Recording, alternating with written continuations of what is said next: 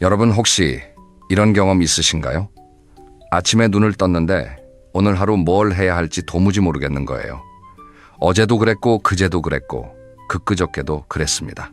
매일이 판박이에요. 아침에 눈 뜨면 텔레비전 틀고 밥 먹고 또 텔레비전 보고 점심때가 되면 뭘 먹을까 고민하다가 대충 해먹고 또 텔레비전 앞에 앉고 낮잠을 한숨 자고 나면 벌써 해가 기울고 있어요. 저녁 먹고 또 텔레비전 보다가 밤이 되면 잠자리에 드는 거죠.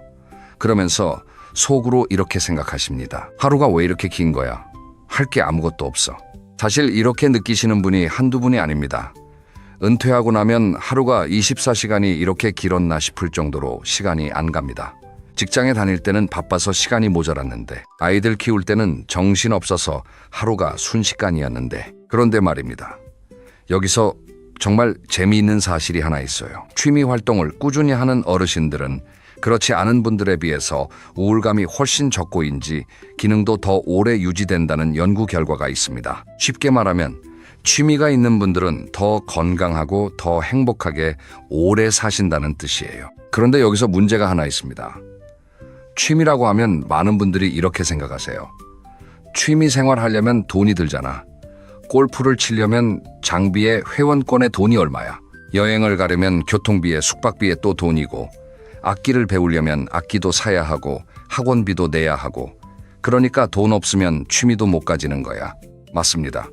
돈이 드는 취미들이 분명히 많습니다. 하지만 오늘 제가 알려드리는 10가지 취미는 전혀 다릅니다. 돈이 한 푼도 안 들거나 거의 안 드는 것들만 골랐어요. 집에서 할 수 있는 것도 있고 밖에서 할 수 있는 것도 있고 오늘 이 10가지를 끝까지 들으시면 아마 내일부터 하루가 짧게 느껴지실 겁니다.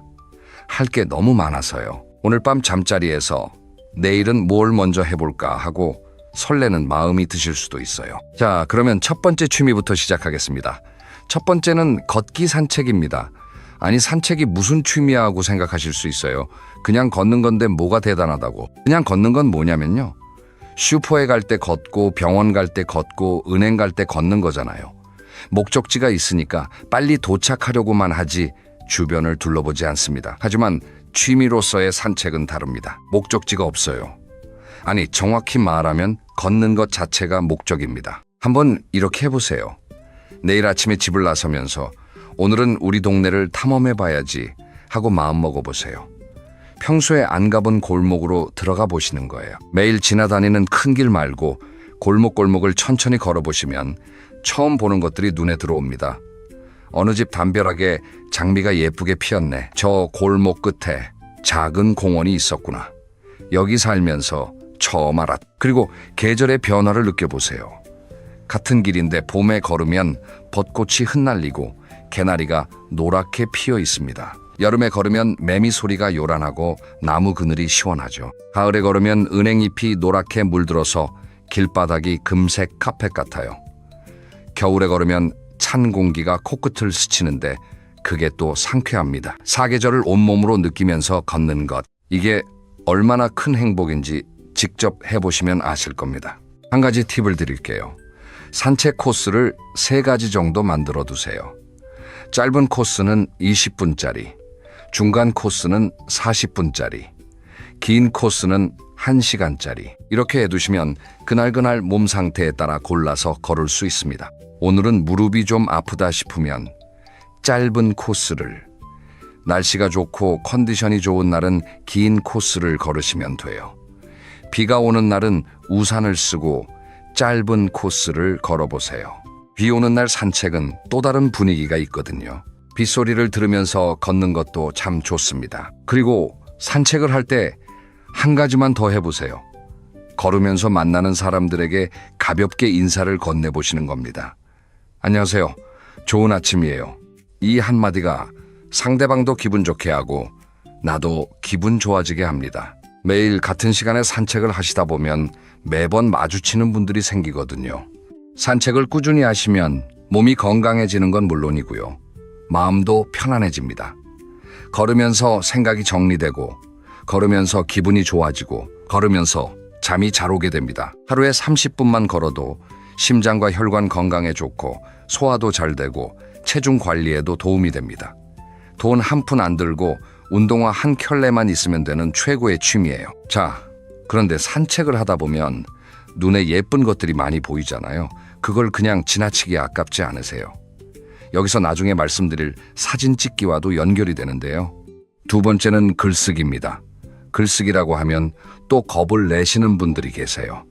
나는 학교 다닐 때도 작문을 못했는데, 글재주가 없는데, 뭘 써야 할지 모르겠는데, 맞춤법도 자신이 없고, 이렇게 생각하시죠. 그런데 오해하지 마세요. 제가 말하는 글쓰기는 소설을 쓰라는 게 아닙니다. 수필을 쓰라는 것도 아니에요. 하루에 딱 한 줄이면 됩니다. 네, 한 줄이요.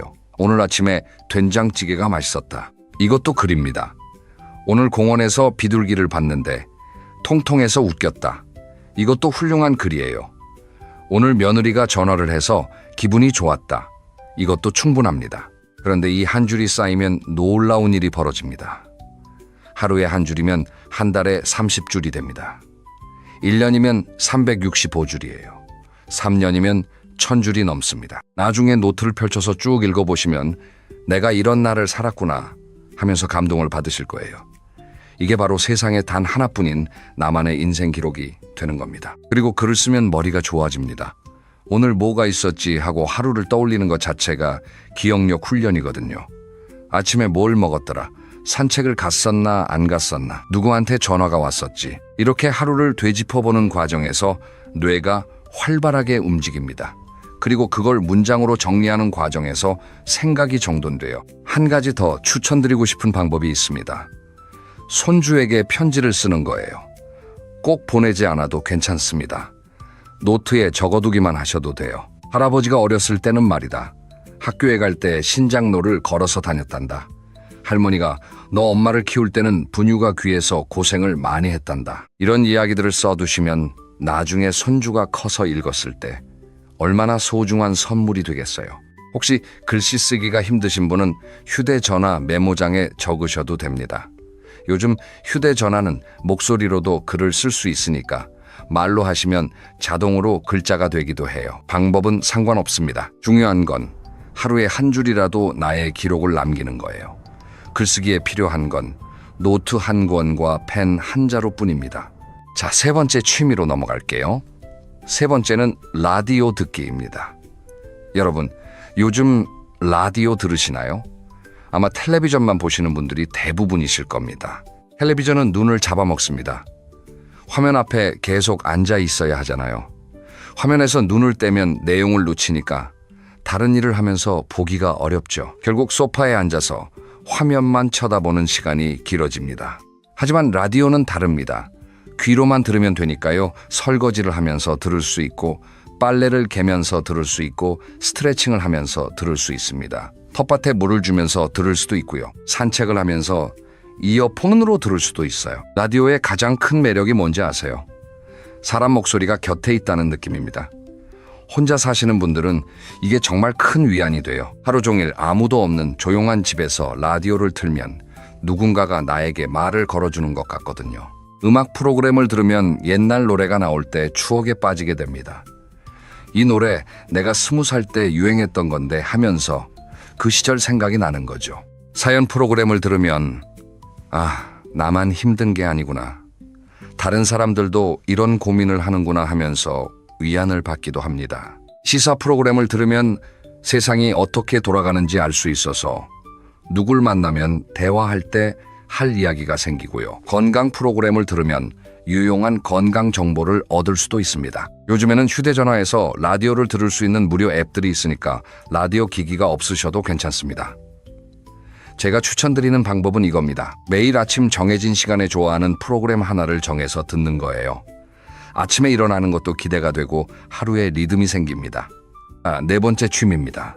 네 번째는 텃밭 가꾸기인데요. 텃밭이라고 하면 시골에 넓은 밭이 있어야 할 것 같죠? 전혀 아닙니다. 베란다에 화분 하나만 있으면 충분해요. 아파트에 사시는 분들도 할 수 있습니다. 가장 쉽게 시작할 수 있는 건 대파입니다. 마트에서 대파를 사시면 뿌리 부분이 있잖아요. 보통은 그 뿌리 부분을 잘라서 버리시죠. 앞으로는 버리지 마세요. 그 뿌리 부분을 화분에 심어보세요. 흙이 없으시면 물컵에 꽂아두셔도 됩니다. 며칠 지나면 새 잎이 쑥쑥 올라옵니다. 어제는 이만큼이었는데 오늘은 벌써 이만큼 자랐네 하면서 매일 확인하는 재미가 쏠쏠해요.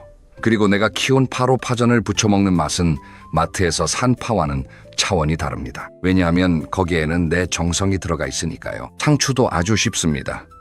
화분에 씨앗을 뿌리고 물만 주면 3주 정도 지나서 싹이 올라옵니다. 한 달 반 정도면 상추를 따서 드실 수 있어요. 고추도 화분에서 키울 수 있고요. 방울토마토도 베란다에서 잘 자랍니다. 방울토마토는 빨갛게 익어가는 모습을 보는 것 자체가 즐거워요. 깨씹도 화분에서 키울 수 있는데 고기 먹을 때 싸 먹으면 향이 정말 좋습니다. 씨앗은 어디서 구하냐고요? 동네 씨앗 가게에서 한 봉지에 1,000원, 2,000원이면 살 수 있습니다. 한 봉지면 수십 개를 심을 수 있으니까 거의 공짜나 마찬가지예요. 흑도 화원에 가시면 적은 양을 저렴하게 살 수 있고요. 식물을 키우는 게 왜 좋냐면요. 매일 아침 확인하러 가게 됩니다. 아침에 눈을 뜨면 제일 먼저 베란다로 가요. 오, 잎이 하나 더 났네. 오, 꽃이 폈네. 와, 열매가 달렸네. 이런 작은 변화를 발견할 때마다 기분이 좋아져요. 그리고 생명을 돌보고 있다는 느낌이 삶에 활력을 줍니다. 또 한 가지 좋은 점이 있어요. 물을 주고 잎을 다듬고 흙을 만지는 과정이 마음을 차분하게 만들어줍니다. 원예 치료라고 들어보셨나요? 식물을 돌보는 활동이 스트레스를 줄이고 마음을 편안하게 해준다는 것이 여러 연구를 통해 알려져 있습니다. 화분 하나가 치료제가 되는 셈이에요. 자, 5번째 취미입니다. 맨손 체조와 스트레칭인데요. 이건 취미인 동시에 건강관리이기도 해서 일석이조입니다. 그리고 특별한 장비가 전혀 필요 없어요. 내 몸 하나면 됩니다. 아침에 일어나시면 몸이 뻣뻣하시죠. 여기가 결리고 저기가 뻐근하고 그 상태로 바로 활동을 시작하면 몸에 무리가 갑니다. 그런데 딱 10분만 맨손 체조를 하고 나면 몸이 완전히 달라져요. 제가 간단한 아침 루틴을 하나 알려드릴게요. 아침에 일어나시면 침대에서 바로 내려오지 마시고요. 누운 채로 기지개를 먼저 크게 켜주세요. 양팔을 머리 위로 쭉 뻗고 발끝도 쭉 뻗어보세요. 그 다음에 무릎을 세워서 좌우로 천천히 넘겨보세요. 그 다음에 일어나서 제자리에 서세요. 양팔을 크게 돌려주세요. 앞으로 10번, 뒤로 10번. 어깨가 풀리는 게 느껴지실 거예요. 그 다음에 허리에 손을 얹고 상체를 좌우로 천천히 비틀어 주세요. 그 다음에 의자 등받이를 잡고 까치발을 들었다 내렸다 해주세요. 마지막으로 양팔을 하늘 높이 쭉 뻗고 기지개를 크게 켜주세요. 저녁에는 스트레칭을 해주시면 좋습니다. 의자에 앉은 상태에서 할 수 있는 것들이에요. 먼저 목을 좌우로 천천히 기울여 주세요. 그 다음에 어깨를 으쓱으쓱 올렸다 내려주세요. 그 다음에 앉은 채로 한쪽 다리를 쭉 펴서 발끝을 당겨보세요. 마지막으로 앉은 상태에서 상체를 앞으로 천천히 숙여보세요. 이렇게 5분만 해주시면 자기 전에 몸이 풀려서 잠도 잘 오게 됩니다. 중요한 건 매일 하는 겁니다. 하루 빠지면 이틀 빠지게 되고 이틀 빠지면 3일 빠지고 그러다 보면 그냥 안 하게 돼요. 아침에 눈 뜨면 침대에서 기지개부터 켜는 걸 습관으로 만들어 보세요. 운동기구도 필요 없고 운동복도 필요 없고 헬스장 회원권도 필요 없습니다. 내 몸이 곧 운동기구예요. 자, 여기서 잠깐 생각해 볼게요. 지금까지 5가지 취미를 말씀드렸습니다. 산책, 글쓰기, 라디오 듣기, 텃밭, 가꾸기, 맨손 체조. 이 5가지만 해도 하루가 꽉 차지 않습니까? 아침에 일어나서 침대에서 기지개 켜고 맨손 체조하고 라디오 틀어놓고 아침 준비하고 산책 나가서 동네 한 바퀴 돌고 돌아와서 베란다 텃밭에 물 주고 저녁에 오늘 있었던 일 한 줄 적고 스트레칭하고 잠자리에 들고 6번째 취미는 도서관 나들이입니다. 여러분 동네에 도서관이 있다는 거 알고 계시죠? 그런데 마지막으로 도서관에 가본 게 언제인가요? 그런데 요즘 도서관은 옛날 도서관과 많이 다릅니다. 물론 책은 기본이고요. 무료 영화 상영도 합니다. 큰 화면에서 영화를 볼 수 있어요.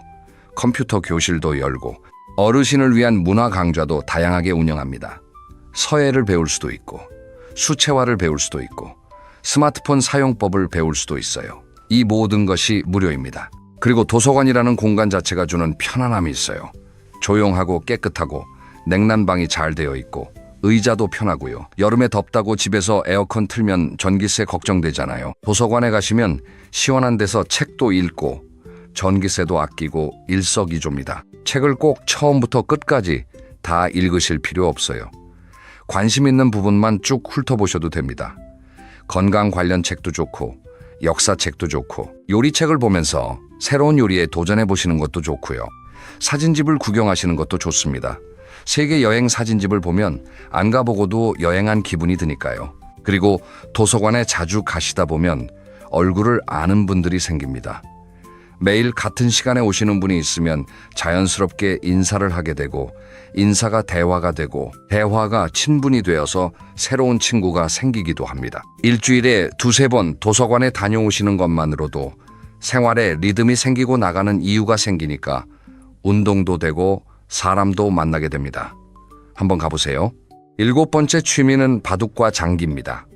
바둑이나 장기를 두시는 분들은 이미 아시겠지만 이것만큼 머리를 쓰는 활동도 드물어요. 다음 수를 생각하고 상대방의 전략을 읽고 판 전체를 내려다보면서 계획을 세우는 과정이 두뇌를 아주 활발하게 움직이게 합니다. 두뇌를 자주 쓰면 인지 기능이 유지되는데 도움이 됩니다. 바둑이나 장기를 모르시는 분들도 걱정하지 마세요. 경로당에 가시면 잘 두시는 어르신들이 항상 계시거든요. 옆에서 구경하다 보면 자연스럽게 배우게 됩니다. 저 수는 왜 거기에 두셨어요? 하고 물어보시면 친절하게 설명해 주세요. 가르쳐 달라고 하시면 대부분 기꺼이 알려주십니다. 경로당이나 공원에 가시면 바둑판이나 장기판을 펼쳐놓고 두시는 분들이 꼭 계시잖아요. 처음에는 옆에서 구경만 하셔도 됩니다. 구경하는 것도 재미있거든요. 와, 저걸 어떻게 봤지 하면서 감탄하기도 하고 구경하다 보면 자연스럽게 빠져들게 됩니다. 사실 바둑이나 장기의 진짜 매력은 승부가 아닙니다. 마주 앉아서 나누는 대화가 매력이에요.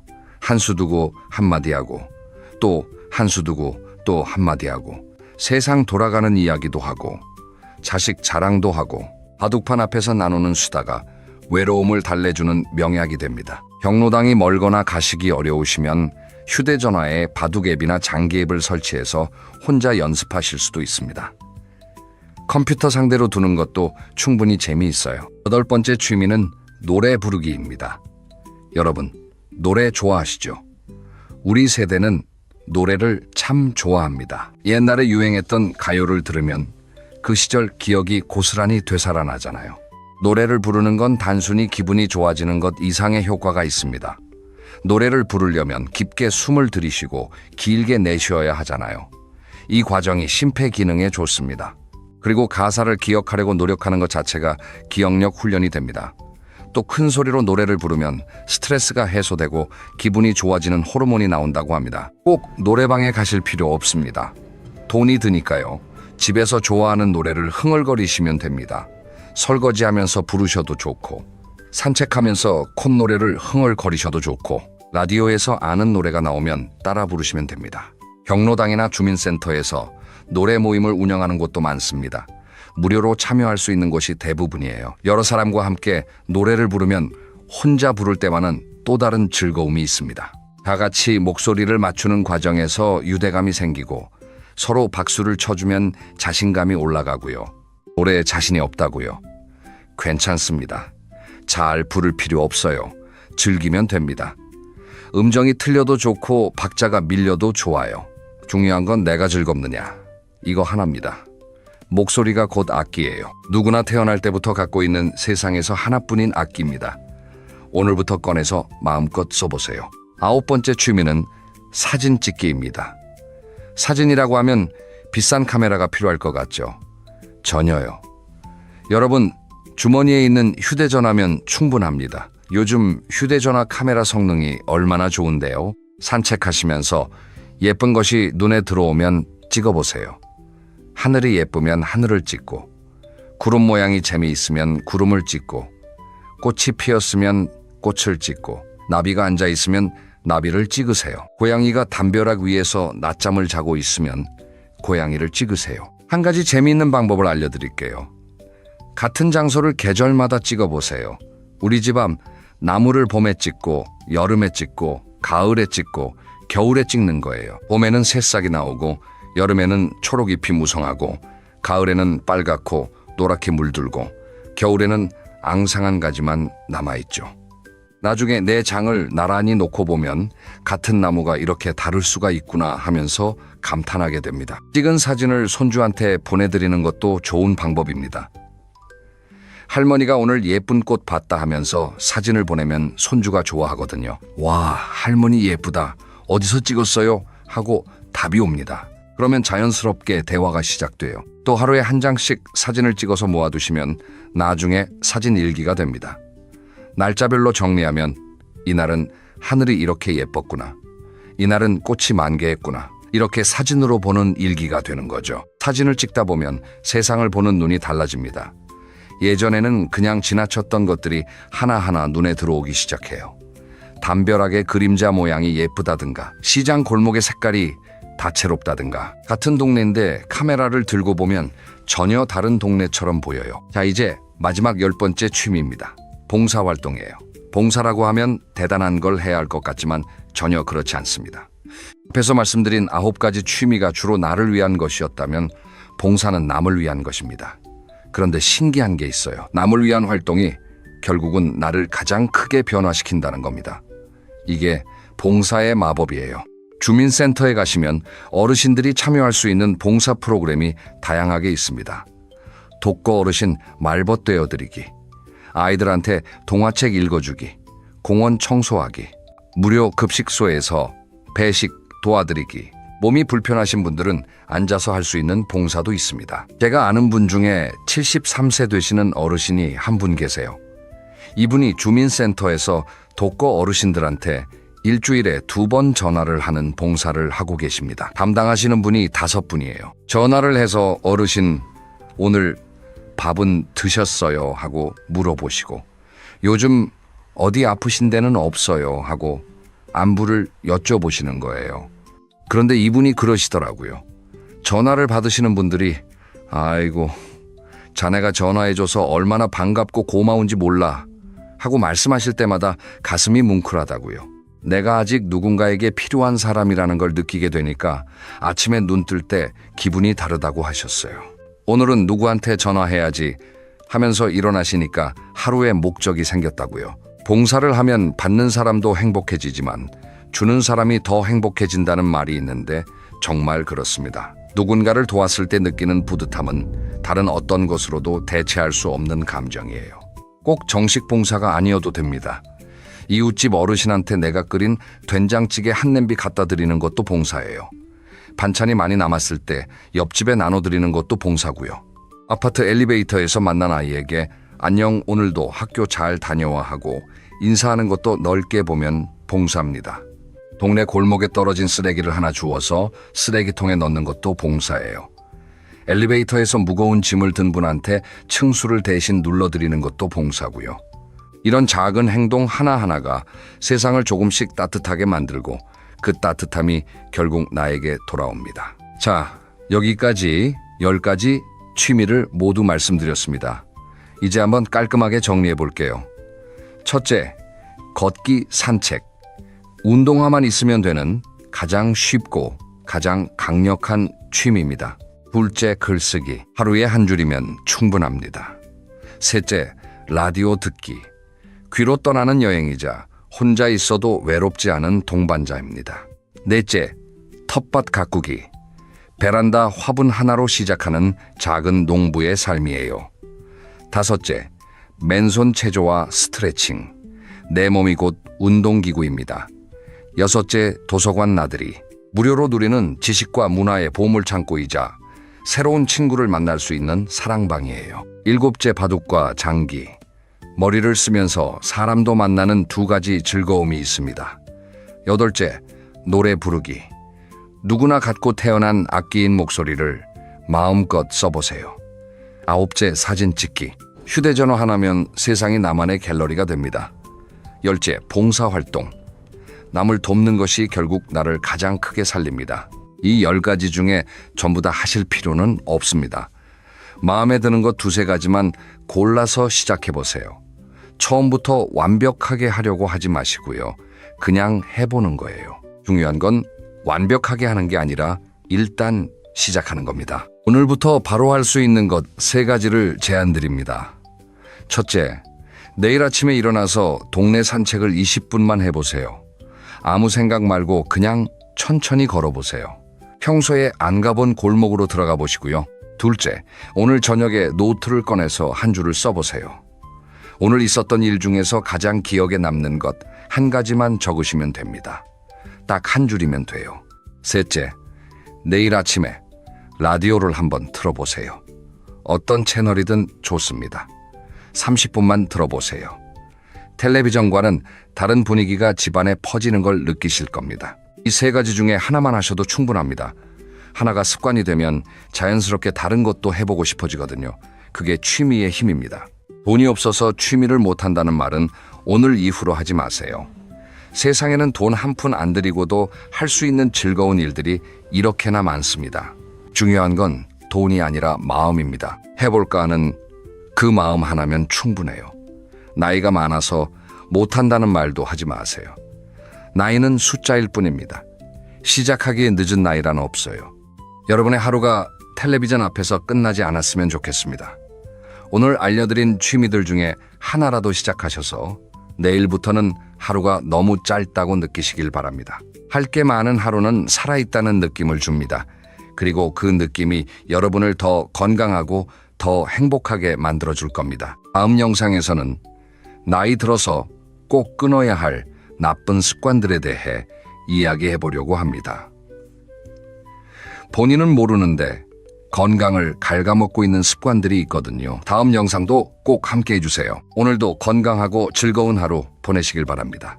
감사합니다. 여러분, 오늘 한 가지 질문으로 시작하겠습니다. 살면서 가장 서러운 순간이 언제라고 생각하십니까?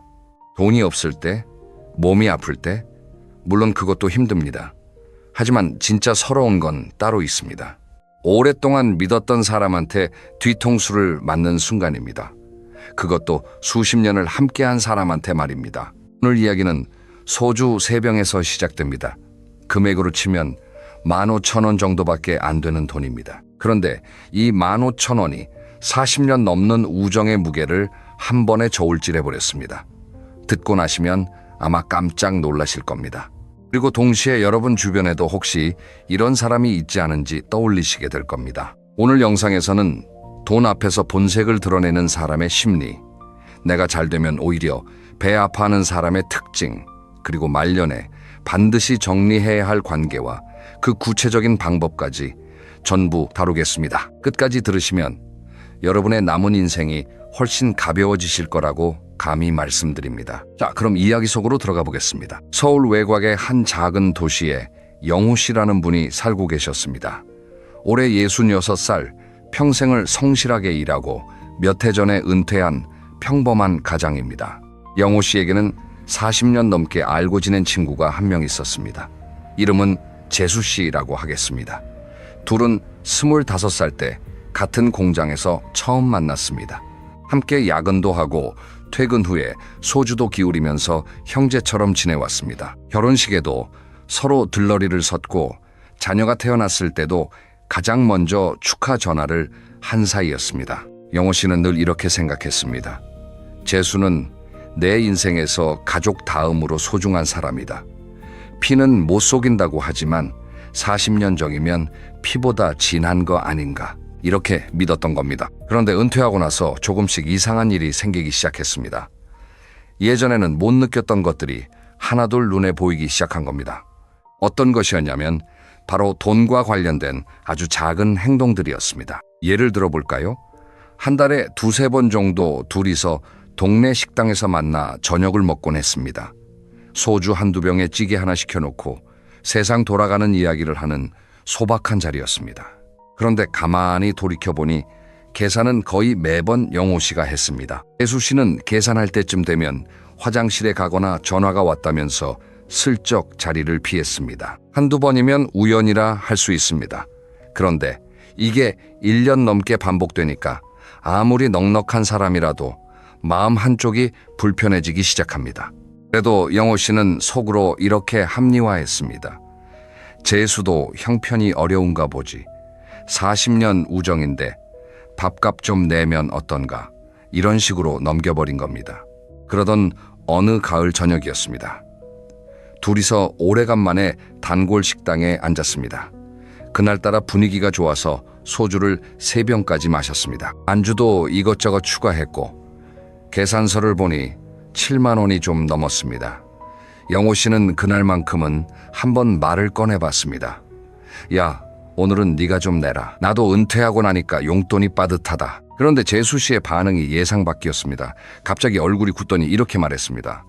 야, 너 그거 좀 치사하다. 우리가 그런 사이야? 고작 밥값 가지고. 그러고는 벌떡 일어나서 나가버렸습니다. 영호 씨는 혼자 앉아서 멍하니 남은 소주를 바라봤습니다. 7만 원을 내달라는 말이 아니었습니다. 오늘 한 번만 네 차례라는 뜻이었는데 돌아온 건 치사하다는 말 한마디였습니다. 여러분, 여기서 잠깐 생각해 보시겠습니다. 이 이야기에서 진짜 치사한 사람은 누구입니까? 40년 동안 거의 매번 얻어먹고도 한번 내달라는 말에 화를 내며 일어선 사람. 그 사람이 과연 친구라 부를 수 있는 사람입니까? 영호 씨는 그날 밤 집에 돌아와서 잠을 이루지 못했다고 합니다. 화가 나서가 아니라 서러워서였습니다. 40년이라는 세월이 겨우 이 정도 무게였나 싶어서 눈물이 났다고 합니다. 내가 이 사람에게 뭐였을까? 편한 지갑이었나? 호구였나? 이 생각이 머릿속을 떠나지 않았다고 합니다. 이 이야기를 듣고 혹시 남의 일 같지 않다고 느끼시는 분 계십니까? 만약 그렇다면 지금부터 하는 이야기를 더 집중해서 들어주시기 바랍니다. 왜냐하면 이건 단순히 밥값 문제가 아니기 때문입니다. 그 안에 숨어있는 인간 심리의 민낯을 제대로 들여다봐야 앞으로의 인간관계에서 같은 상처를 반복하지 않을 수 있습니다. 그러면 왜 작은 돈에서 사람의 본색이 드러나는 걸까요? 이 부분이 정말 중요합니다. 사실 큰돈 앞에서는 누구나 긴장합니다. 수백만 원, 수천만 원이 걸린 문제에서는 아무리 못된 사람도 신중하게 행동합니다. 들킬까봐 조심하는 겁니다. 그런데 작은 돈은 다릅니다. 10,000원, 20,000원, 커피 한 잔 값처럼 티가 안 나는 금액에서는 사람이 방심합니다. 방심하는 순간에 진짜 성격이 튀어나오는 겁니다. 이걸 좀 더 쉽게 설명해 드리겠습니다. 비 오는 날 우산을 생각해 보십시오. 큰 비가 쏟아지면 누구나 우산을 꼭 챙깁니다. 젖으면 큰일 나니까요. 그런데 보슬비가 올 때는 어떻습니까? 이 정도는 괜찮겠지 하고 대충 넘기는 사람이 많습니다. 인간관계에서 작은 돈이 바로 이 보슬비와 같습니다. 별것 아닌 것 같지만 그 태도에 그 사람의 본질이 고스란히 드러납니다. 매번 커피를 얻어 마시면서도 고맙다는 말 한마디 없는 사람. 경조사비는 꼬박꼬박 받아가면서 남의 경조사에는 슬쩍 빠지는 사람. 회비는 안 내면서 모임 혜택은 챙기는 사람. 이런 행동 하나하나가 보슬비처럼 작아 보이지만 그 사람의 인품을 정확하게 보여주는 거울입니다. 여기서 좀 더 깊이 들어가 보겠습니다. 왜 어떤 사람은 이렇게 계산적으로 행동할까요?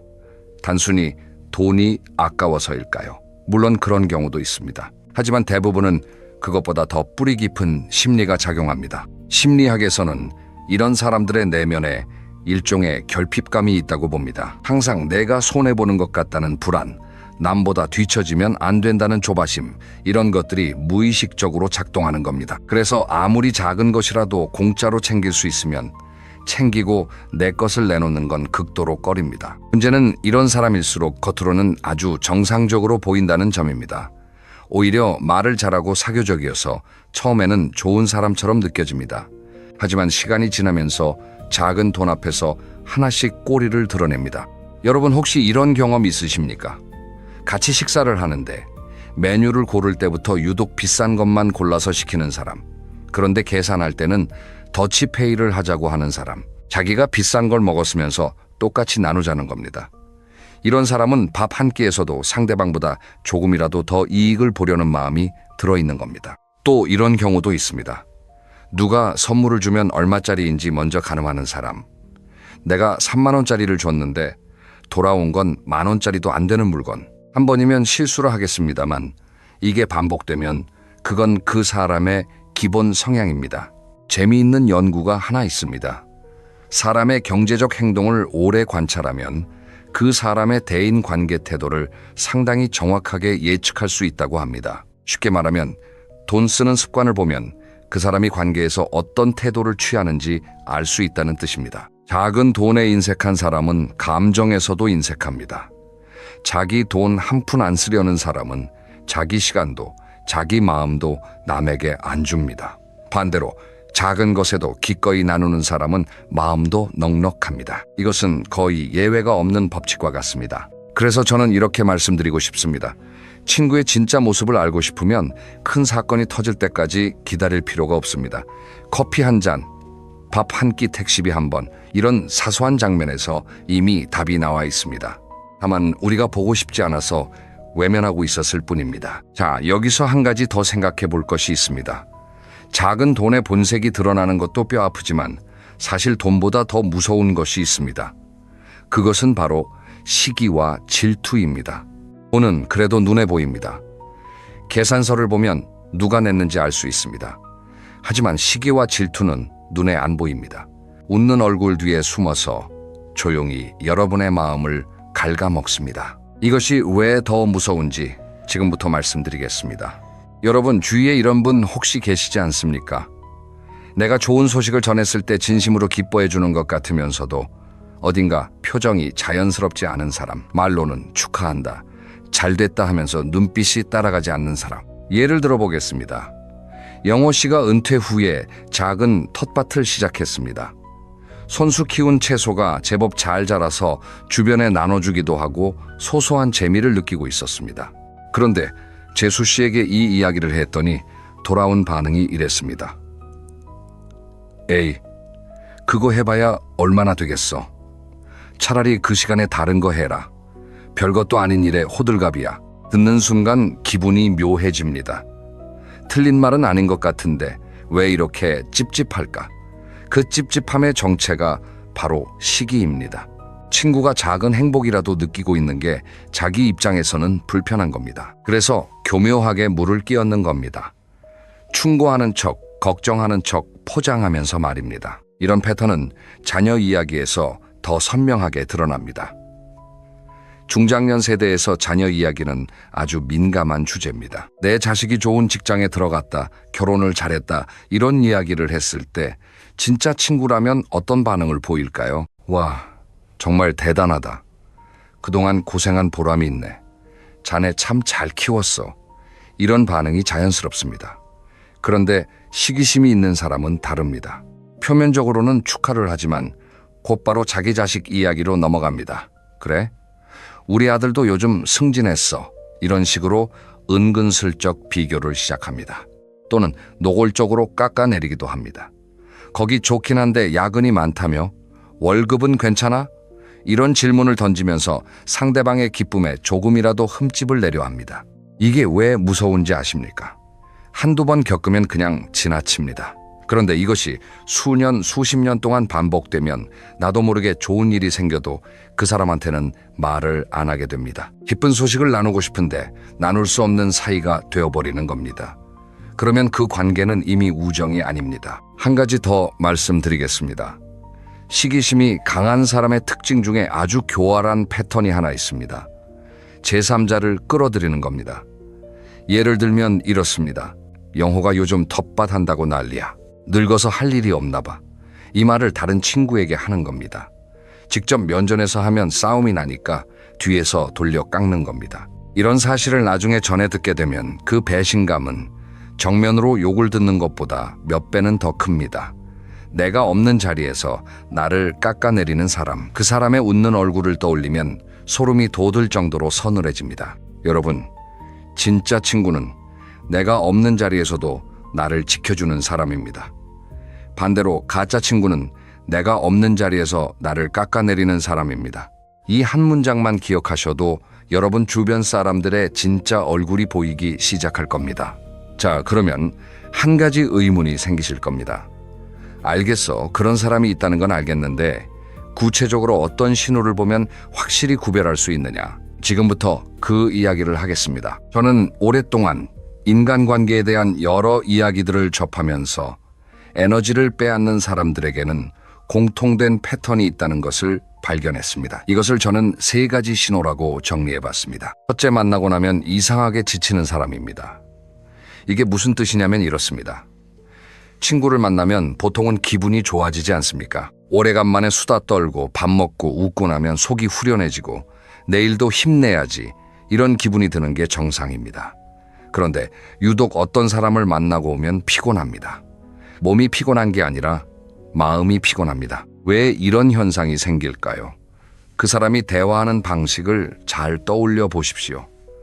보통 이런 사람은 대화의 대부분을 자기 이야기로 채웁니다. 자기 불만, 자기 고민, 자기 자랑. 여러분의 이야기에는 관심이 별로 없습니다. 여러분이 뭔가를 말하면 대충 듣는 척하다가 금방 자기 이야기로 돌립니다. 이런 대화를 2-3시간 하고 나면 당연히 지칩니다. 왜냐하면 여러분은 그 시간 동안 계속 들어주는 역할만 한 겁니다. 관계라는 것은 주고받는 것인데 한쪽에서만 계속 주기만 하면 소진되는 게 당연합니다. 한번 점검해 보십시오. 최근 석 달 동안 만난 사람들을 떠올려 보시고 만나고 나서 기분이 어땠는지 솔직하게 생각해 보십시오. 둘째, 내 경계선을 반복적으로 무시하는 사람입니다. 경계선이라고 하면 좀 어렵게 들리실 수 있는데 쉽게 말하면 이겁니다. 내가 싫다고 했는데도 자꾸 같은 행동을 하는 사람. 내가 불편하다는 신호를 보냈는데 그걸 무시하거나 가볍게 넘기는 사람. 구체적인 예를 들어보겠습니다. 나이 들면 건강이 가장 큰 관심사 아닙니까? 그래서 어떤 분은 술을 끊거나 줄이기로 마음 먹습니다. 오늘은 안 마실게. 이렇게 정중하게 말했는데 상대방이 어떻게 반응하느냐가 중요합니다. 진짜 친구라면 그래, 알겠어 하고 존중합니다. 하지만 경계선을 무시하는 사람은 에이, 한 잔만에 남자가 그것도 못해? 이러면서 끊임없이 들이밉니다. 이게 술 한 잔의 문제가 아닙니다. 내 의사를 존중하지 않는다는 뜻입니다. 내 결정을 가볍게 여기고 자기 편한 대로 끌고 가려는 태도. 이것이 반복되면 나도 모르게 그 사람 앞에서는 내 의견을 말하지 않게 됩니다. 어차피 말해도 안 들으니까. 이렇게 되면 이미 대등한 관계가 아닙니다. 또 다른 예가 있습니다. 연락 시간에 관한 것입니다. 밤 10시가 넘었는데 별일도 아닌 이야기로 전화하는 사람. 한번 받아주면 다음에도 또 합니다. 내가 좀 늦은 시간인데 하고 넌지시 말해도 뭐 잠깐인데 이러면서 개의치 않습니다. 이런 사람은 자기 시간은 소중하지만 남의 시간은 아무렇지 않다고 생각하는 겁니다. 셋째, 내 좋은 소식에 진심 어린 반응이 없는 사람입니다. 사람은 좋은 일이 생기면 가장 먼저 가까운 사람에게 알리고 싶어 합니다. 건강검진 결과가 좋게 나왔다. 손주가 태어났다. 오래된 집을 수리했다. 이런 소소한 기쁨을 나누고 싶은 마음은 인간의 본능입니다. 그런데 이 기쁜 소식을 전했을 때 상대방의 첫 반응을 잘 살펴보십시오.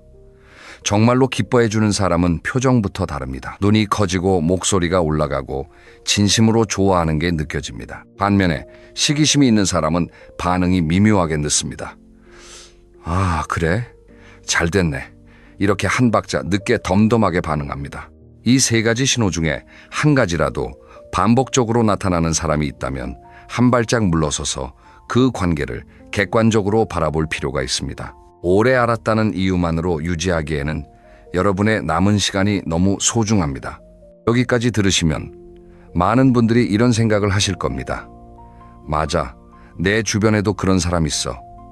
그런데 수십 년을 알고 지낸 사이인데 어떻게 끊어? 나이 들어서 친구 하나 더 잃으면 외로워지는 거 아닌가? 이런 걱정이 드시는 거 충분히 이해합니다. 그래서 지금부터 관계를 정리하는 구체적인 방법에 대해 말씀드리겠습니다. 무작정 연락을 끊으라는 이야기가 아닙니다. 현실적이고 건강한 방법을 알려드리겠습니다. 먼저 가장 중요한 원칙 하나를 말씀드립니다. 모든 관계를 한꺼번에 끊으려 하지 마십시오. 관계 정리는 갑자기 문을 닫는 게 아니라 서서히 창문을 조절하는 것과 같습니다. 구체적으로 어떻게 하느냐? 첫째, 연락 빈도를 자연스럽게 줄이십시오. 둘째, 만남의 형태를 바꾸십시오. 둘이서만 만나는 자리를 피하고 여러 명이 함께하는 자리에서만 만나는 겁니다. 셋째, 내 감정의 통장 잔고를 점검하십시오. 이게 무슨 말이냐면 인간관계도 은행 통장과 같습니다. 좋은 관계는 서로 입금하고 출금하면서 잔고가 늘어납니다. 상대방이 나에게 좋은 에너지를 주면 입금, 내가 상대방에게 주면 출금. 건강한 관계는 이 잔고가 어느 정도 균형을 이룹니다. 그런데 나만 계속 입금하고 상대방은 출금만 하는 관계가 있습니다. 이런 관계는 언젠가 잔고가 바닥나고 결국 관계 부도가 납니다. 여기서 하나 더 중요한 것을 말씀드리겠습니다. 관계를 정리한다고 해서 미움을 가지라는 게 아닙니다. 미워하면 내가 더 힘듭니다. 미움이라는 감정은 상대방한테 가는 게 아니라 내 안에 머물면서 나를 갉아먹습니다. 그러니까 정리라는 건 미워하겠다가 아니라 더 이상 에너지를 쓰지 않겠답니다. 마음속으로 이렇게 말해보십시오. 그 사람은 그 사람대로 살아가겠지. 나는 나대로 살겠다. 이렇게 담담하게 놓아주는 겁니다. 혹시 이 말이 와닿지 않으시는 분을 위해 비유를 하나 더 들겠습니다. 우리 집 화분을 생각해 보십시오. 화분에 심은 식물이 아무리 물을 주고 햇빛을 줘도 시들어가면 어떻게 합니까? 안타깝지만 내 잘못이 아닙니다. 그 식물의 뿌리가 이미 썩었기 때문입니다. 아무리 정성을 쏟아도 살릴 수 없는 관계가 있습니다. 그때는 새로운 화분에 새 흙을 담고 건강한 씨앗을 심어야 합니다. 자, 여기서 어떤 분은 이렇게 생각하실 수 있습니다. 나이 60이 넘어서 새로운 인연을 어디서 만들어? 이미 늦은 거 아닌가? 충분히 이해합니다. 하지만 이것은 사실이 아닙니다. 오히려 인생 후반에 만드는 인연이 더 진실됩니다. 젊을 때의 인연은 학교, 직장, 지역 같은 환경이 만들어줍니다. 하지만 나이 들어서 맺는 인연은 온전히 내 선택으로 만나는 관계입니다. 동네 문화센터에서 서예를 배우다가 만난 친구, 아침마다 공원에서 걷기 운동을 하다가 인사를 나누게 된 사이, 봉사활동을 하다가 알게 된 분, 이런 관계들은 돈이나 이해관계로 시작된 게 아니기 때문에 순수합니다. 영호 씨도 결국 그 과정을 거쳤습니다. 재수 씨와 거리를 둔 후 처음 속 다른 많이 쓸쓸했다고 합니다. 하지만 그 빈자리에 새로운 것들이 하나둘 채워지기 시작했습니다. 동네 등산 모임에 나가기 시작했고 거기서 비슷한 또래의 새로운 버스를 사귀었습니다. 놀라운 건 이 새로운 관계에서는 밥값 때문에 기분 나빠지는 일이 없었다는 겁니다. 서로 자연스럽게 번갈아 내고 오히려 더 내겠다고 실랑이를 벌이는 사이가 되었습니다. 영호 씨는 이렇게 말했습니다.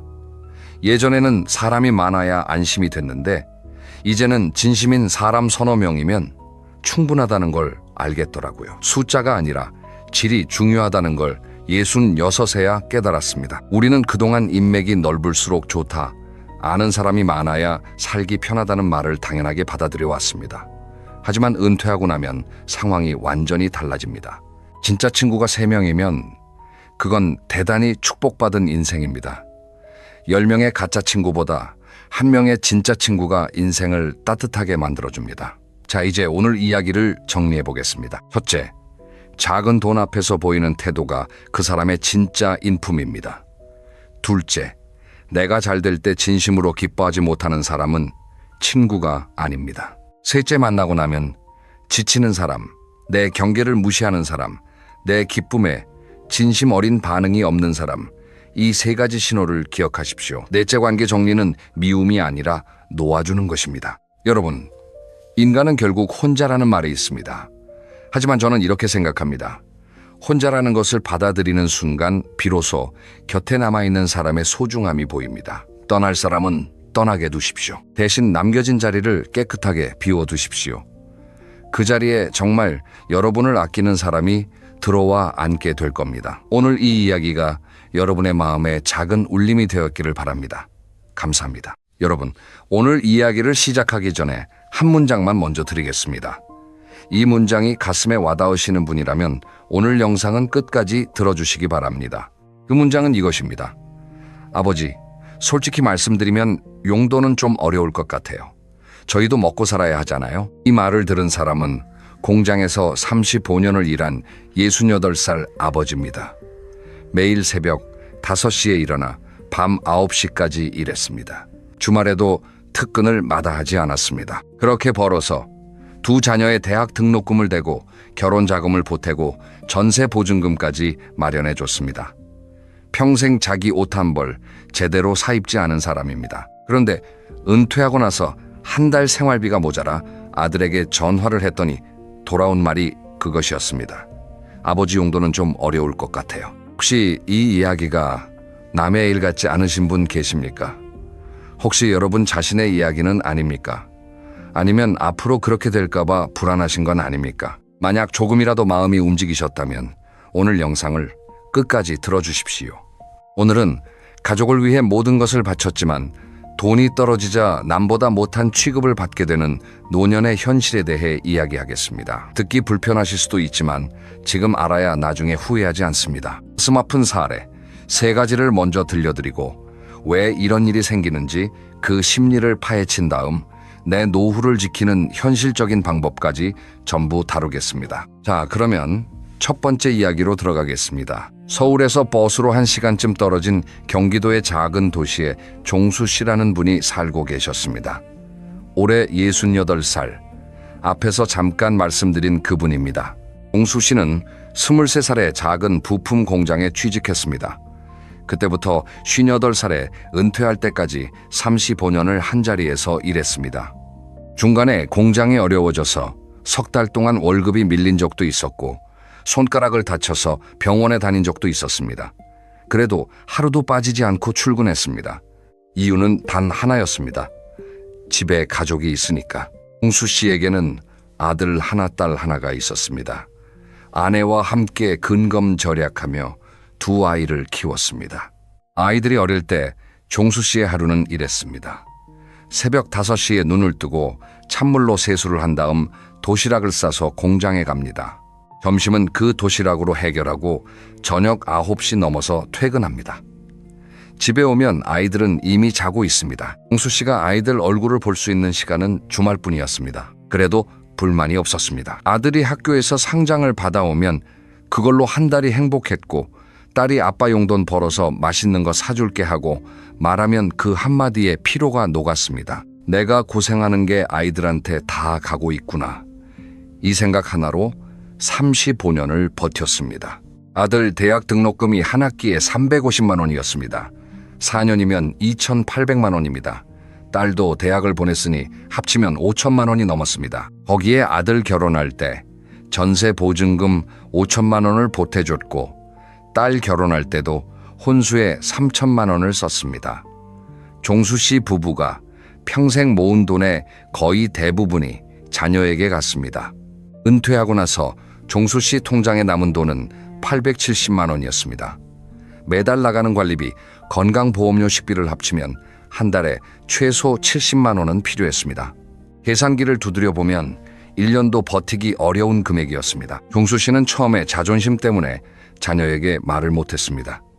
아버지라는 사람이 돈 없다고 자식한테 손 벌리는 게 부끄러웠던 겁니다. 그래서 석 달 동안 혼자 아꼈습니다. 반찬 가짓수를 줄이고 난방비를 아끼려고 겨울에도 내복을 2겹씩 입었습니다. 외출도 자제했습니다. 버스비가 아까우니까요. 그러다 결국 더 이상 버틸 수 없는 날이 왔습니다. 통장 잔고가 87만 원까지 줄어든 날이었습니다. 종수 씨는 오래 고민 끝에 큰아들에게 전화를 했습니다. 목소리가 떨렸다고 합니다. 있잖아, 아버지가 좀 부탁할 게 있는데 한 달에 30만 원만 도와줄 수 있겠니? 밥 먹고 공과금 내면 빠듯해서. 이렇게 말했습니다. 전화기 너머로 잠깐 침묵이 흘렀습니다. 그리고 아들이 입을 열었습니다. 아버지, 솔직히 말씀드리면 용돈은 좀 어려울 것 같아요. 저희도 애 둘 키우면서 대출 갚고 있거든요. 저희도 먹고 살아야 하잖아요. 틀린 말은 아닙니다. 아들도 아들 나름대로 빠듯하게 살고 있을 수 있습니다. 하지만 종수 씨 가슴에 와닿은 건 그 말의 온도였습니다. 미안함도 없고 안타까움도 없는, 마치 사업관계에서 거절하듯 건조한 목소리. 35년 동안 아버지가 흘린 땀에 대한 무게가 그 목소리에는 전혀 실려 있지 않았습니다. 종수 씨는 그래도 포기하지 않고 딸에게 전화를 했습니다. 그런데 딸의 반응도 비슷했습니다. 아빠, 그건 오빠한테 말씀하시는 게 맞지 않아요? 오빠가 장남이잖아요. 저는 시집간 몸이라 제 맘대로 할 수 있는 돈이 없어요. 이렇게 말하더랍니다. 아들은 딸에게 떠넘기고 딸은 아들에게 떠넘깁니다. 가운데서 종수 씨만 핑퐁공처럼 왔다 갔다 하는 겁니다. 그날 저녁 종수 씨는 혼자 부엌에 앉아서 라면을 끓였습니다. 냄비에서 올라오는 김을 멍하니 바라보면서 이런 생각이 들었다고 합니다. 내가 35년 동안 뭘 위해 일한 걸까? 이 아이들을 위해서 내 젊음을 다 바쳤는데 지금 돌아온 건 라면 한 그릇이구나. 여러분, 이 이야기를 듣고 어떤 생각이 드십니까? 혹시 종수 씨가 특별히 불운한 경우라고 생각하십니까? 그렇지 않습니다. 우리 주변에서 생각보다 흔하게 벌어지고 있는 일입니다. 다만 당사자들이 부끄러워서 서러워서 말을 못할 뿐입니다. 그런데 이것보다 더 가슴 아픈 이야기가 있습니다. 두 번째 사례를 들려드리겠습니다. 부산에 순자 여사라는 분이 계셨습니다. 올해 74살입니다. 순자 여사의 인생은 한마디로 고생길이었습니다. 35살에 남편이 갑작스럽게 세상을 떠났습니다. 남겨진 건 초등학교에 다니는 3남매와 남편 명의의 작은 식당 하나뿐이었습니다. 순자 여사는 눈물을 닦을 겨를도 없이 식당에 나갔습니다. 새벽 4시에 일어나 장을 보고 반찬을 만들고 점심 장사를 하고 저녁 장사까지 마치면 밤 11시가 넘었습니다. 하루에 19시간을 식당에서 보낸 겁니다. 이걸 거의 40년 가까이 했습니다. 아이들은 엄마의 그 모습을 보면서 자랐습니다. 큰아들은 엄마 나중에 내가 크면 엄마 편하게 해줄게 하고 말했고, 둘째 딸은 엄마 나는 커서 돈 많이 벌어서 엄마 좋은 데 모시고 갈 거야 하고 약속했습니다. 막내 아들은 말수가 적었지만 중학교 때부터 방학마다 식당에 나와서 설거지를 도왔습니다. 그 아이들이 다 자라서 제 갈 길을 갔습니다. 큰아들은 서울에서 중견기업에 다니고, 둘째 딸은 대전에서 학원을 운영하고, 막내 아들은 부산에 남아서 작은 사업을 합니다. 모두 나름대로 자기 가정을 꾸리고 바쁘게 살고 있었습니다. 순자 여사가 70살이 되던 해에 몸에 이상이 생기기 시작했습니다. 무릎이 아파서 오래 서 있기가 힘들어졌고, 눈도 침침해져서 장부 정리가 어려워졌습니다. 40년 가까이 쉬지 않고 혹사한 몸이 한꺼번에 신호를 보내기 시작한 겁니다. 그때 큰아들이 먼저 말을 꺼냈습니다. 엄마, 이제 식당 그만하시지. 몸이 이러신데 언제까지 하실 거예요? 식당이랑 위에 있는 아파트도 정리하시고 편하게 쉬세요. 우리가 알아서 잘할 테니까. 둘째 딸도 동의했습니다. 맞아, 엄마 재산 미리 정리해 두는 게 나중에 복잡하지 않아. 우리 셋이서 잘 나눠가지고 엄마 용돈은 우리가 드릴게. 순자 여사는 고민을 많이 했습니다. 식당은 남편이 남긴 것이기도 했고, 무엇보다 그 재산이 자신의 마지막 안전장치라는 걸 본능적으로 알고 있었습니다. 하지만 자식들이 이렇게까지 말하는데 믿지 않으면 내가 자식도 못 믿는 쪼잔한 어미가 되는 것 같았습니다. 결국 순자 여사는 식당 권리금과 아파트를 정리해서 3남매에게 나눠줬습니다. 총 금액이 3억 원 정도였습니다. 처음 6개월은 괜찮았습니다. 큰아들 집에서 함께 살면서 손주도 돌봐주고 밥도 해주고 나름대로 보람을 느꼈습니다. 아들도 처음에는 잘 대해줬습니다. 그런데 시간이 지나면서 분위기가 달라지기 시작했습니다. 며느리와의 작은 충돌이 쌓이기 시작한 겁니다. 순자 여사가 김치를 담그면 며느리는 우리 집은 김치 사 먹어요 하고 말했습니다. 손주를 혼내면 엄마 요즘은 교육 방식이 달라요 하고 선을 그었습니다. 하나하나는 작은 일이었지만 매일 반복되니까 순자 여사는 점점 눈치를 보게 되었습니다. 내가 이 집에서 짐이 되고 있구나. 이 생각이 하루에도 몇 번씩 들었습니다. 결정적인 사건은 함께 산 지 8개월쯤 되었을 때 일어났습니다. 어느 날 밤에 순자 여사가 화장실에 가려고 일어났다가 며느리와 아들이 안방에서 나누는 대화를 우연히 듣게 된 겁니다. 며느리가 이렇게 말했습니다. 여보, 솔직히 힘들어. 어머니가 계시니까 내가 내 집 같지가 않아. 요양원을 알아보는 건 어때? 아들은 잠깐 침묵하다가 이렇게 대답했습니다. 나도 생각은 하고 있어. 좀 더 지켜보자. 순자 여사는 그 자리에서 발걸음을 돌렸습니다. 화장실에 가는 것도 잊어버리고 자기 방으로 돌아가 이불을 뒤집어 쓰고 소리 없이 울었다고 합니다. 내가 이 집을 마련해 준 돈이 어디서 났는데, 내가 40년 동안 새벽마다 일어나서 번 돈인데, 그런데 지금 나는 이 집에서 쫓겨날 처지가 된 거구나. 2달 뒤 순자 여사는 결국 요양원에 들어갔습니다. 스스로 가겠다고 했다고 합니다. 더 이상 아들 집에서 눈치 보면서 사는 것보다 차라리 남의 손에 맡겨지는 게 낫겠다고 생각한 겁니다. 요양원비는 한 달에 150만 원이었습니다. 3남매가 50만 원씩 나누기로 했습니다. 처음 서너 달은 꼬박꼬박 들어왔습니다. 그런데 반년이 지나면서 둘째 딸이 먼저 말을 꺼냈습니다. 오빠나 요즘 학원이 좀 어려워서 당분간 30만 원만 낼게. 그 다음 달에는 막내가 나도 사업이 안 좋아서 좀 줄여야 할 것 같아 하고 말했습니다. 결국 1년이 지나자 3남매가 합쳐서 보내는 돈이 100만 원도 안 되는 달이 생기기 시작했습니다. 부족한 금액은 순자 여사 본인의 기초연금에서 메꿔야 했습니다. 면회는 더 줄었습니다. 처음에는 한 달에 2-3번 오던 아이들이 2달에 한 번, 석 달에 한 번으로 뜸해졌습니다. 명절에도 전화 한 통이 전부인 달이 늘어갔습니다. 순자 여사는 요양원 침대에 누워서 창밖을 바라보며 이렇게 중얼거렸다고 합니다. 재산을 넘기기 전에는 우리가 알아서 할 테니까 걱정 마세요. 하더니 넘기고 나니까 나는 없는 사람이 됐구나. 여러분, 이 이야기에서 가장 가슴이 아픈 부분이 어디라고 생각하십니까? 저는 순자 여사가 스스로 요양원에 가겠다고 말한 그 순간이라고 생각합니다. 쫓겨난 게 아니라 스스로 떠난 것처럼 포장한 거지만 그 안에 얼마나 큰 서러움이 들어있겠습니까? 자식에게 짐이 되고 싶지 않다는 마음, 그게 부모의 마지막 자존심이었던 겁니다. 여기서 궁금해지시는 분이 계실 겁니다. 도대체 왜 이런 일이 생기는 걸까? 피를 나눈 가족인데, 그것도 평생 헌신한 부모인데 왜 돈이 떨어지면 태도가 달라지는 걸까? 지금부터 그 심리를 들여다보겠습니다. 첫 번째 원인은 헌신이 당연해지는 현상입니다. 이걸 쉽게 설명하기 위해 비유를 하나 들겠습니다. 우리 집에 수도꼭지가 있습니다. 틀면 물이 나옵니다. 매일 물을 쓰면서 고맙다고 생각하는 사람이 있습니까? 거의 없습니다. 그런데 어느 날 갑자기 단수가 됩니다. 수도꼭지를 틀었는데 물이 안 나옵니다. 그때 우리의 첫 반응은 감사가 아닙니다. 짜증입니다. 부모의 헌신도 마찬가지입니다.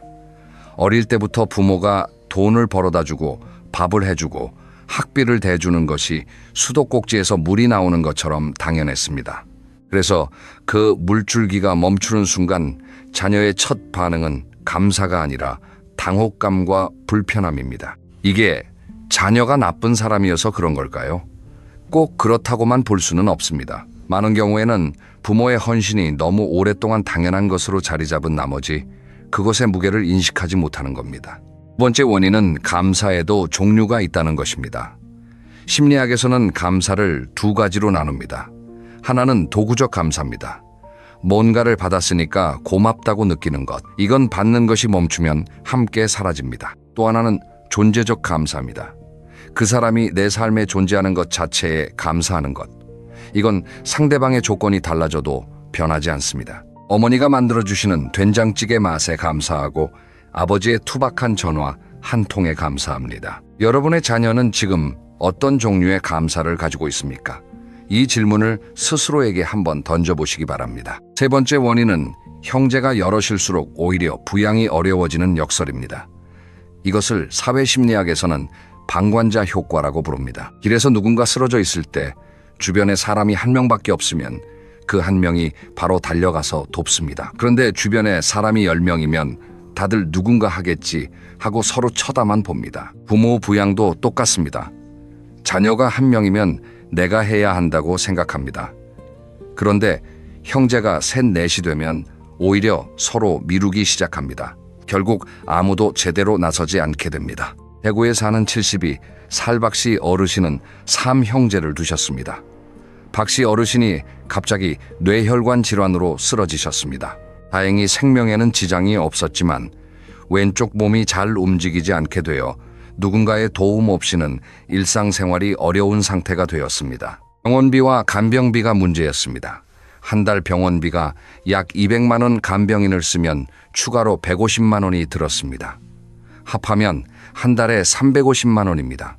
3형제가 모여서 회의를 했습니다. 큰아들이 먼저 말했습니다. 나는 서울에서 출퇴근하니까 직접 간병은 못해. 대신 병원비를 좀 더 부담할 수 있어. 근데 나도 애들 학원비가 한 달에 200만 원이 넘거든. 그러니까 많이는 못 내고 100만 원 정도. 둘째가 반박했습니다. 형, 그건 좀 아닌 것 같아. 형이 우리 중에 제일 많이 버잖아. 더 내야지. 막내가 끼어들었습니다. 형들 나는 자영업이라 수입이 불안정해. 솔직히 50만 원도 부담돼. 결국 3시간 넘게 회의를 했지만 결론이 나지 않았습니다. 큰아들이 결국 화를 냈습니다. 야, 아버지가 결혼할 때 나한테 제일 적게 해주신 거 알지? 둘째도 폭발했습니다. 형, 그럼 그때 이야기까지 하자는 거야? 형이 장남인데 장남 역할을 해야지. 이 장면에서 가장 안타까운 사람이 누구겠습니까? 병실에 누워있는 아버지입니다. 자식들이 자기 때문에 싸우고 있다는 걸 알면서도 아무것도 할 수 없는 아버지. 천장을 바라보면서 차라리 내가 안 쓰러졌으면 좋았을 걸 하고 생각했을 그 심정을 한번 떠올려 보십시오. 한 달 넘게 갈등이 이어졌고 결국 사회복지사의 중재로 간신히 3분의 1씩 나누기로 합의했지만 형제 간의 감정은 이미 깊이 금이가 있었습니다. 명절에 함께 모이던 가족이 이제는 아버지 병문안도 따로따로 옵니다. 여러분, 여기까지 세 가지 이야기를 들으시면서 마음이 많이 무거우실 겁니다. 종수 씨의 라면, 순자 여사의 요양원 박씨, 어르신의 병실. 각각 다른 이야기지만 공통점이 하나 있습니다. 돈이 있을 때는 가족이었지만 돈이 없어지자 남보다 못한 취급을 받게 되었다는 것입니다. 그렇다면 우리는 이 현실 앞에서 어떻게 해야 할까요? 지금부터 내 노후를 지키기 위해 현실적으로 할 수 있는 5가지 원칙을 말씀드리겠습니다. 첫째, 재산을 살아있을 때 전부 넘기지 마십시오. 둘째, 자녀에게 기대하되 의존하지 마십시오. 셋째, 작은 경제 활동이라도 유지하십시오. 넷째, 부양 계획을 미리 가족과 대화하십시오. 다섯째, 가족 외에 나만의 사회적 관계망을 만들어 두십시오. 여러분이 평생 쏟은 사랑은 절대 헛되지 않았습니다. 다만 이제는 그 사랑의 방향을 여러분 자신에게도 조금 돌려주십시오. 나를 위해 쓰는 돈은 낭비가 아닙니다. 그것은 여러분이 마땅히 받아야 할 보상이고 여러분 인생의 후반전을 빛나게 만들어줄 투자입니다. 감사합니다.